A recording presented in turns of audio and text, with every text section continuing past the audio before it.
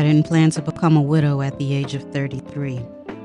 I had no plans on losing my husband, my marriage, and my sense of certainty all at one time. And I definitely didn't plan to rebuild my life. But here I am. This is the Fly Black Widow podcast. Hello, and welcome to episode 4 of the Fly Black Widow. I am Cecily Coleman, and today I am going to talk to you about my season of yes.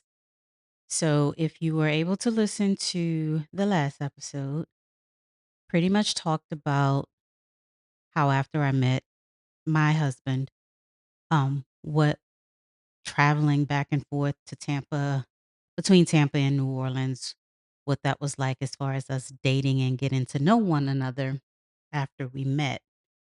So, um, we did that for about a good 4 months. So between the time we met July 1st,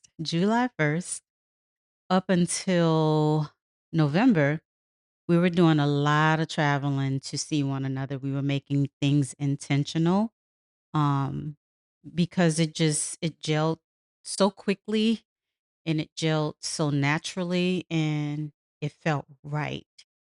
Everything about the entire situation just started feeling right for me. And as I reflect back now, things needed to feel right for me. I needed things to feel right for me because even though I had some major wins, I graduated from college. I was doing my best to take care of my daughter, and I was in a career, even though it wasn't the career that I initially wanted, but I was in a career that was doing me pretty well. Um, those previous cards that I'd been dealt always lingered in my head, right? So I felt like I needed a yes moment. And for all intent and purposes, I felt like this situation and this moment in time and this person was sent to me for my yes moment. So after all the traveling that we were doing between Tampa and New Orleans, he came to visit for Thanksgiving, 1999. Um, and during that visit, I got a proposal. It was sweet. It was simple. It was just me, him, and my daughter. And it was intentional. I felt like it was intentional. Um, no one was around but us. And I felt like every part of me needed to say yes to that proposal. Now, granted, I was a little bit iffy at first about saying yes because I was afraid. Um, and those non negotiables that I talked about that I had prior to, before I even gave an answer, I made him remember what my non negotiables were.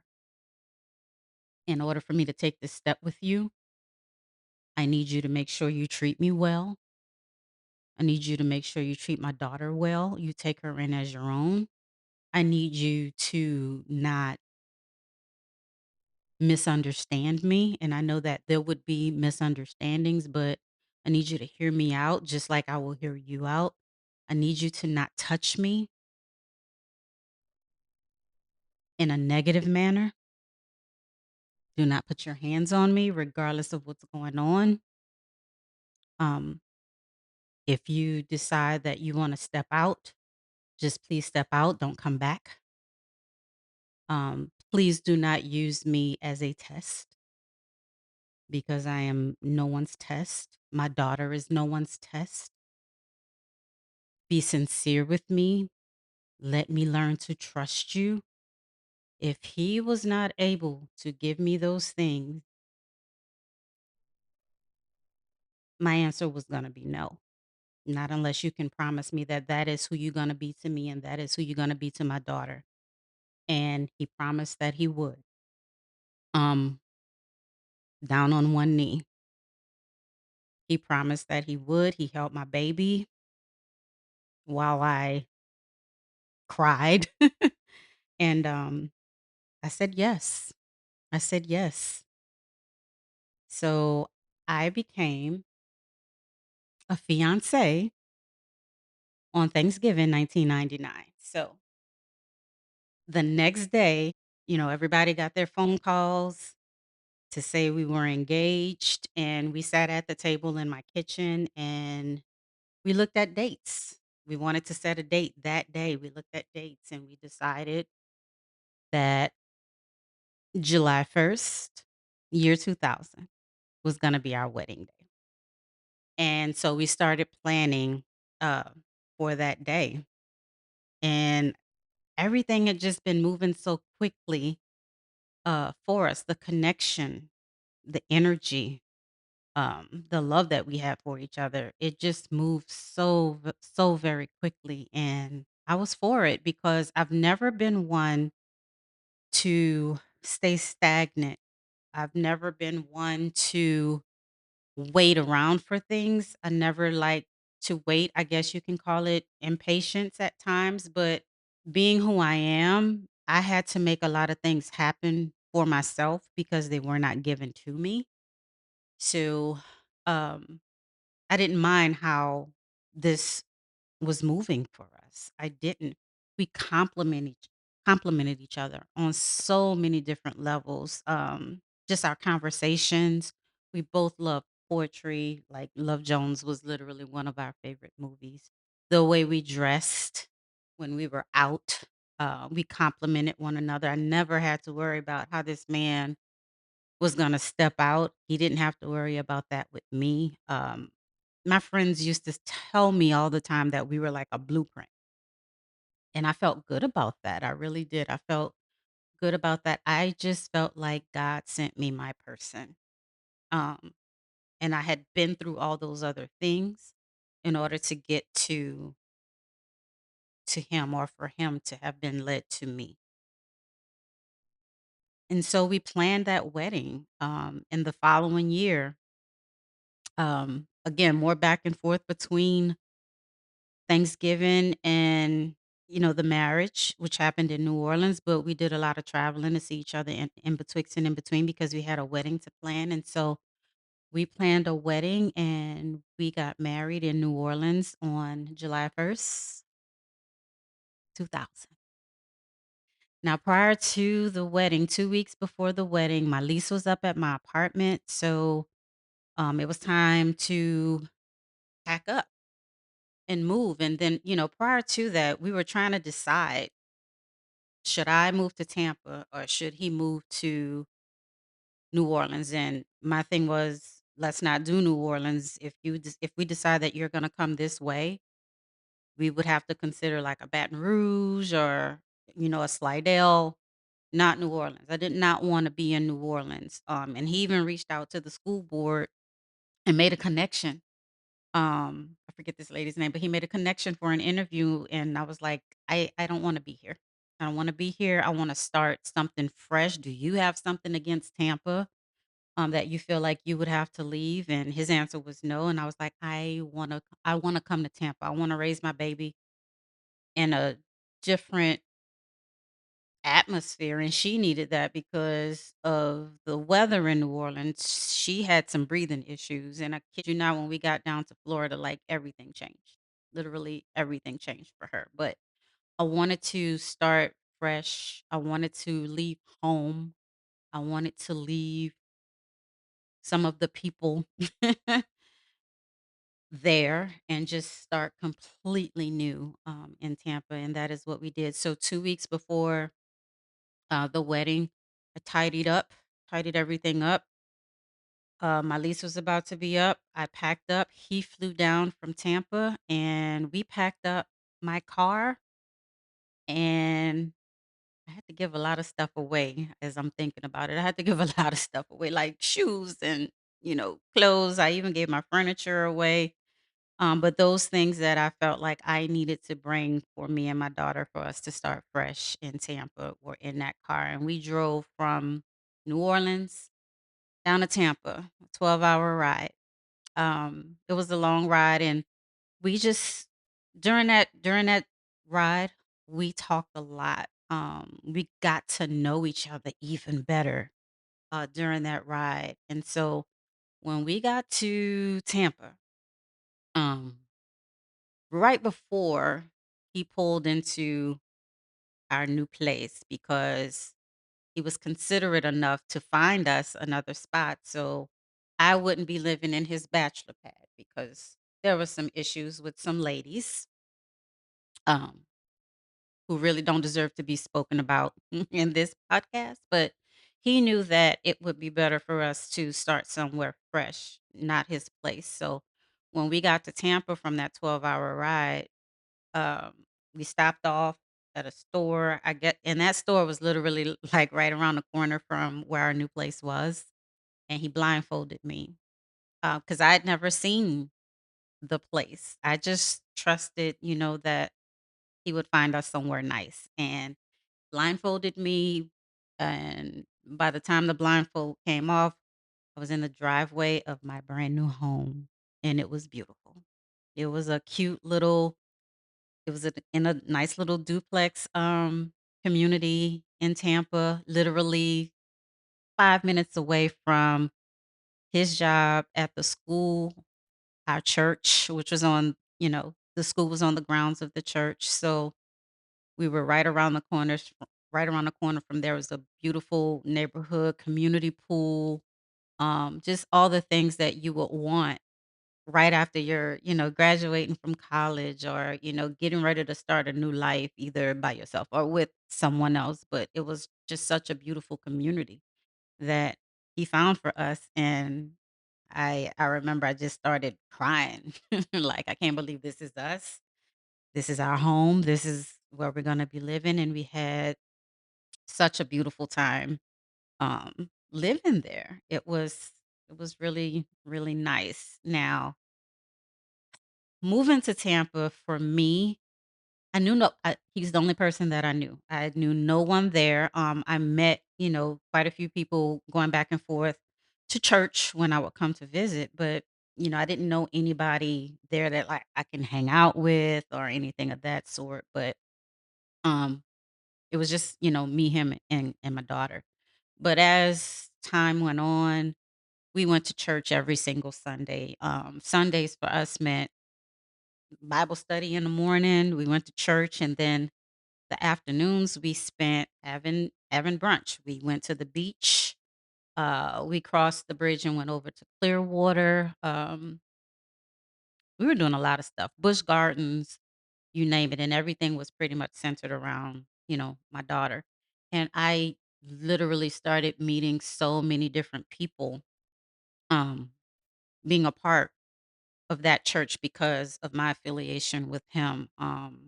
There were a lot of dignitaries that went to Bible base, but they were just, regular people. And he was affiliated with a lot of these people because of he was a member of the church, but he was also the teacher, one of the main teachers at the school. So a lot of those folks' kids he taught in his classroom.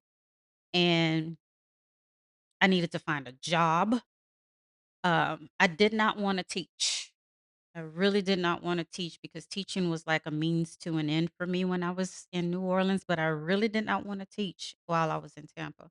I wanted to try to get as best as I could into the communications field, but that did not happen. Um, I wound up teaching again. And I interviewed with the Ronald Abernathy of the Abernathy family out here in Atlanta, Georgia. Mr. Abernathy was once a basketball coach at LSU, and he was principal over the Hillsborough County Foundation School. This was an alternative school for students who got in a lot of trouble in regular school and got put out and needed to be a part of this program in order to go back into um, into the regular school system. And he hired me. I interviewed with Mr. Abernathy, and he hired me, and I taught English at the alternative school. And when I tell you that was interesting yet fulfilling at the same time, those kids were bad. Some of them were bad as hell. Some of them were ready to get back and realize this is not where I needed to be. The school was basically in a building that was right around the corner from the Hillsborough County Jail. So you step out here and you do something wrong, that is where you're going. But I created and maintained quite a few relationships with quite a few of those students. My job, towards the end of that school year, was to get the high school kids that were eligible to go back into the school system.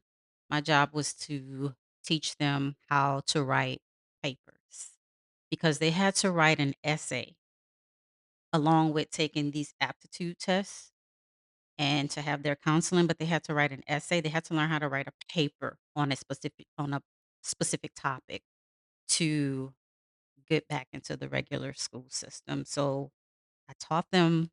We had special sessions, so planned some special sessions, and I taught those babies how to write papers, paragraph form. First, this happened. Next paragraph, that happened. What's your conclusion? Let's talk about transitions, things of that sort, because I really wanted them to succeed. And there was one student, he was a little hothead, but he listened to me. But there was this one student who was in that one of my particular sessions who was ready to get back into school. And about he took his test. He took his test. I remember he took his test. He wrote his paper, and the results were coming in. I think like maybe a month or so after they took the test, and it was the first time I had to experience the loss of a student. He uh I remember he stole a car, led the police on a very high speed chase and crashed and died.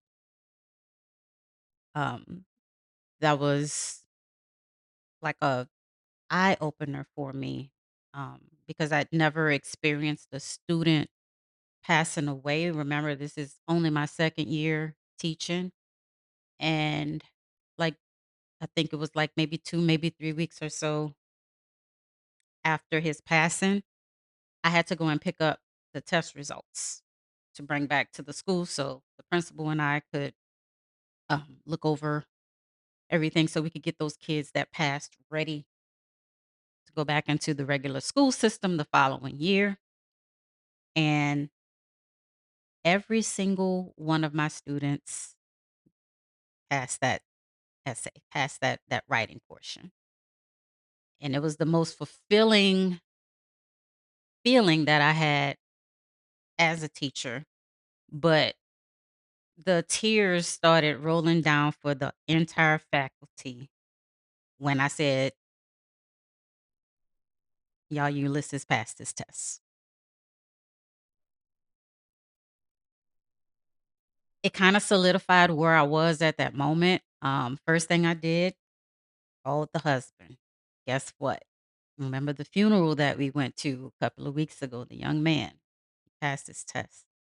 And it was just kind of like, is this my calling? I know I went to school for this, but is this my calling? I want to be a journalist, but is this my calling to work with these kinds of kids outside of some of the horrible things that can happen? Because that the death of that one young man just kind of really stuck with me. And he was one of two. He was one of two, and I'll talk about the other one a little bit later because it happened after I left. Um, and moved on to Atlanta, but that was the first time I experienced a student passing in such a tragic way, but being able to share that with not only the school, but principal also allowed me to call his parents and let them know, "Hey, he did it." And that was one of the hardest parts of being in Tampa was working at that alternative school because I saw so many things and I had so many really, really good kids who were struggling And I appreciated having someone at home who was also in the profession but didn't have the type of students that I had.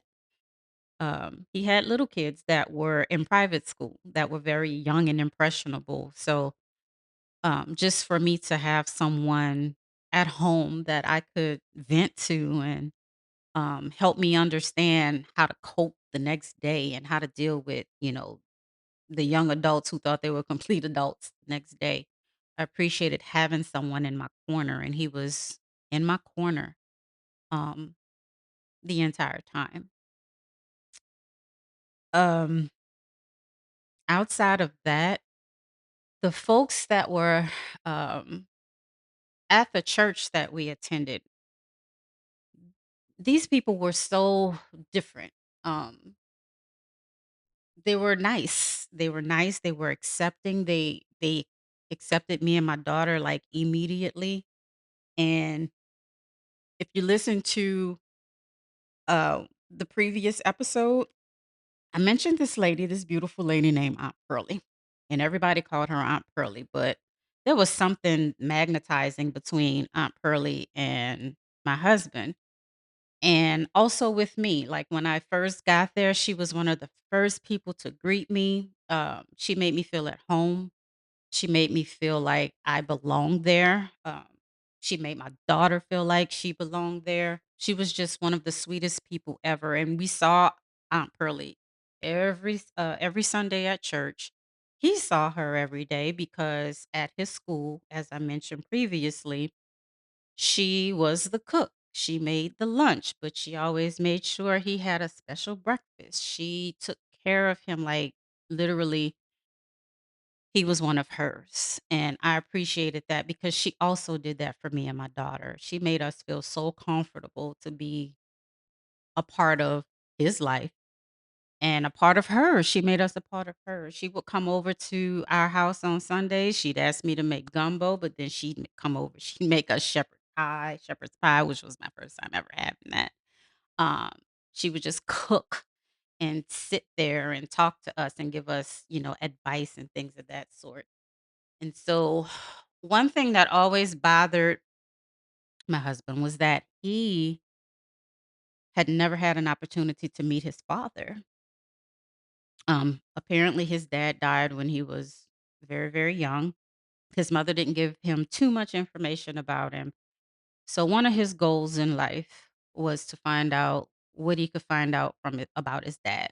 He had his dad's name. I remember he had the newspaper clipping that showed, that his dad had passed away, things of that sort. He was destined to try to find his dad's side of the family so he could get to know who he was because out of all the kids that his mother had, he was his father's only child.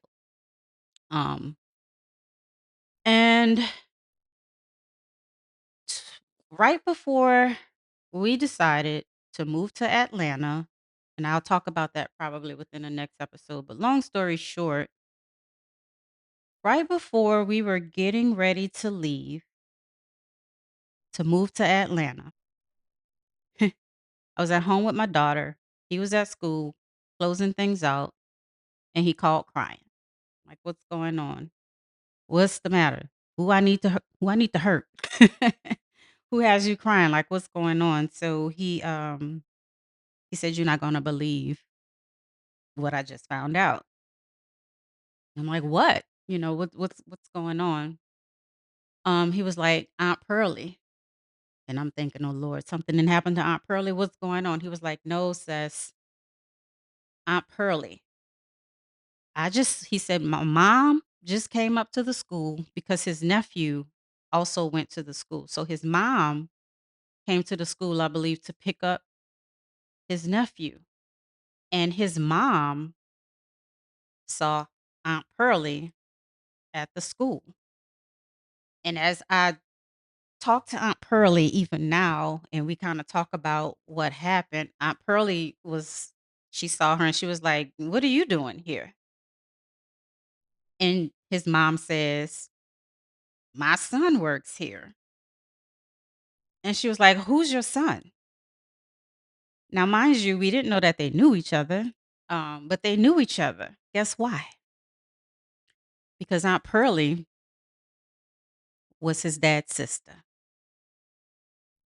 and his mother knew all that time that Aunt Pearlie worked at that school with him because she would drop her grandson off and pick her grandson up, and she would see Pearlie every single time. Aunt Pearlie said she would see her every single time she would drop off, but she never said anything, so she wasn't quite sure. But she knew who Pearlie was. Pearlie was his aunt. This man had been looking for his aunt for years, and he was working right next to her and going to church with her every single Sunday. And as I think back now, I remember one Sunday, Aunt Pearlie, we took her with us home from church because I was making gumbo. She came to the house. His mother came to the house, and no one said anything. And this was before they found out. Um, so when she saw him, I'm sorry, when she saw his mother and they talked and she said, "My son works here." And she says, "Who is your son?" Aunt Pearlie goes straight to his classroom and she says, "What's your daddy name?" He gave his dad's name and she said, "I'm his sister.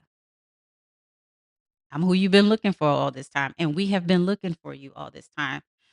I jumped in the car with my daughter. We rolled up to the school and literally like that, Aunt Pearlie had his family there.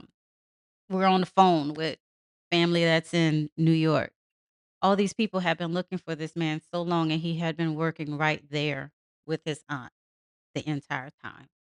And I feel like that explains that connection that we both had with her, like immediately. She and I still talk to this day. I call a check on her as much as I possibly can and the rest of the family.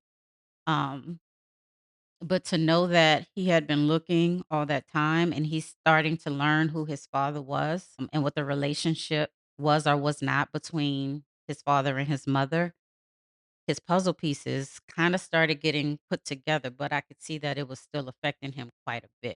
So that was like one of the huge hurdles that we had to get over, but we got over successfully during our first year, literally during our first year of marriage, just trying to learn each other a little bit more.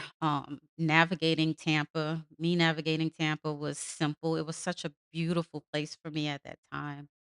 Again, I love the water. So going over to Clearwater, hitting the beaches, shopping on, at West Shore Plaza and just enjoying the sun, enjoying going outside for Christmas with flip flops on, things of that sort. Um, I enjoyed being there. It was a breath of fresh air for me. It was a breath of fresh air for my daughter. It was our first moments together as a couple, he and I. He, again, during that time, helped me navigate working at a non traditional school where my input actually mattered and it wasn't just teaching, it was teaching for a purpose. And yeah, I just enjoyed being there. I just enjoyed Tampa to its fullest. But outside of me enjoying it, it was also for him. I've been here. Let's do something else. Let's start, you and I, let's start over fresh. I know you're here, but let's go somewhere else. Let's start somewhere else. And so that started our trek towards Atlanta. So, next episode, I'll tell you guys how that actually came about, what that move to Atlanta was like, especially during our first visit, and how he decided that that's where we needed to be, and how I, as his wife, said, "Okay,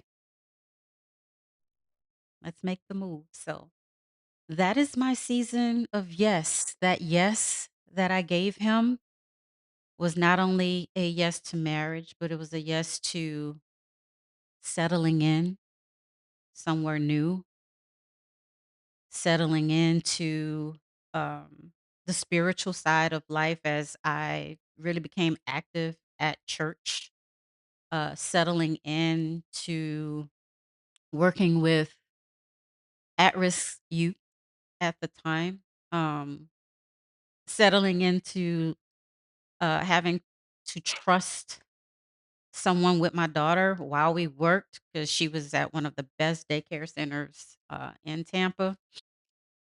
Um, Also settling into a city that he had history in, and I had to navigate some of that history that he had there. And then helping him understand that not only am I here as your wife, but I'm also here to help you navigate your unknowns. Um, he was really striving to find out the other side of his family, and the fact that he found it before we moved was monumental. And I'm just glad that I was there to help him through that portion, and that side of the family actually, accepted me and my daughter as their own. So yeah, my season of yes that first year was a beautiful thing, and I look back on it with so much appreciation and so much love. There was a lot of love during that time. So next episode we'll get into making the big move to Atlanta. So think about your season of yes and what it brought to you. What do you feel like it brought to the folks around you that mattered? Um, what would you do differently in your season of yes? So I hope that this podcast, through these storytelling elements, is helpful for some of you. Um, it is definitely turning out to be more healing for me as I get into the latter years. But I just appreciate you all for listening, and I am looking forward to sharing more with you. Hoping that it'll help whomever, doesn't matter. Just hoping that it'll help navigate what marriage looks like, what tough times look like, what great times look like, and what the worst times look like. Thanks for joining, and I'll see you next time.